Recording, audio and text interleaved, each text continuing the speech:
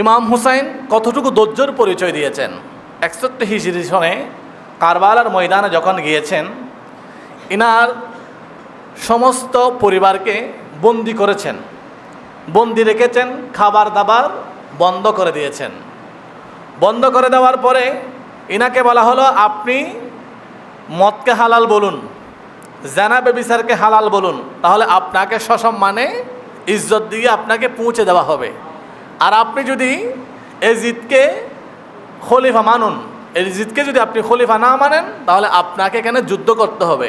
ইমাম হুসাইন বলে, আমি তো এখানে যুদ্ধ করতে আসি নাই, আমাকে দাওয়াত দিয়ে এনেছো, আমি কার সাথে কি যুদ্ধ করব? তাহলে আপনি যদি যুদ্ধ না করেন, তাহলে আপনি এইটাকে সাপোর্ট করেন, এজিদকে। এজিদকে সাপোর্ট করা মানে মদকে সাপোর্ট করা, এজিদকে সাপোর্ট করা মানে জেনাকে সাপোর্ট করা। ইমাম হুসাইন বলে, আমার নানা সত্য প্রতিষ্ঠা করে গেছেন, আর আমি এসে সেই সত্যর উপর কালি লাগাবো? এটা কখনো হতে পারে না। আমার জান যেতে পারে, আমার পরিবার যেতে পারে, আমার সমস্ত বংশ চলে যেতে পারে, কিন্তু আমি হুসাইন কখনো অন্যায়ের কাছে মাথা নত করব না। তখন ইমাম হুসাইন রাদিয়াল্লাহু তাআলা আনহু মাথা নত না করে ধৈর্য ধরতে ধরতে নিজের চোখের সামনে সমস্ত সন্তানকে কুরবানি দিয়েছেন। 6 মাসের সন্তানকে কুরবানি দিয়েছেন ইমাম আলী মাকাম ইমাম হুসাইন রাদিয়াল্লাহু তাআলা আনহু। তারপরও ধৈর্যহারা হন নাই। সব কিছু হারিয়ে ইমাম আলী মাকাম যখন যুদ্ধের ময়দানে গেলেন, ওনাকে যখন এভাবে ছুরি চালাচ্ছে, তখন ইমাম হুসাইন বলে, আমাকে 2টা মিনিট সময় দাও, আমি আজান হয়েছে, আমার রবের জন্য 2টা সেজদা দিব। তাহলে ইমাম হুসাইনের জীবনটা শুরু হয়েছে ধৈর্যের মাধ্যমে, আর শেষ হয়েছে নামাজের মাধ্যমে।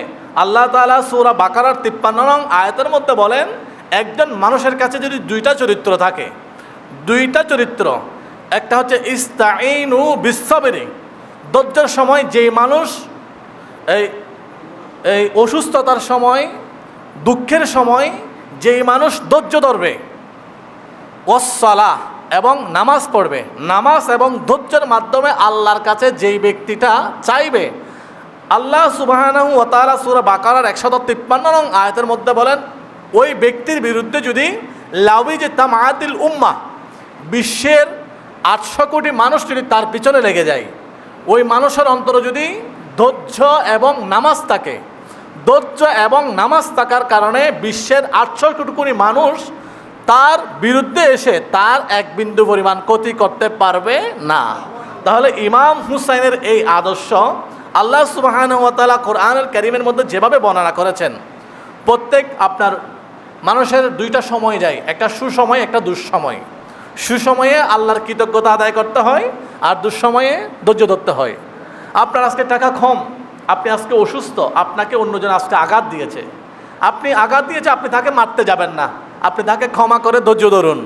মারলে আপনি মারতে পারবেন, তাকে আঘাত করতে পারবেন, নাও করতে পারবেন, কিন্তু আল্লাহ বলেন, মান শাক্কা আশাক্কাল্লাহ, কারো কষ্ট পেয়ে কোনো মানুষ যদি ধৈর্য ধারণ করে, তাকে বিজয়ী করার জন্য আমার আল্লাহ ইউনাজ্জিলুল মালায়েকা ফেরেশতা নাজিল করে দেন।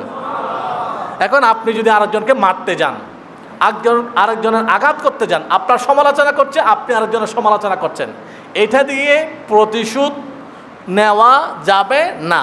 আপনার সমালোচনা করেছেন, আপনাকে গালি দিয়েছেন, আপনাকে কষ্ট দিয়েছেন, আপনি সেখানে 1 মিনিট ধৈর্যের পরিচয় দিন। ধৈর্যের পরিচয় যখনই দিবেন, তখন আমার আল্লাহ আপনার পক্ষ হয়ে আপনাকে বিজয় দিবেন।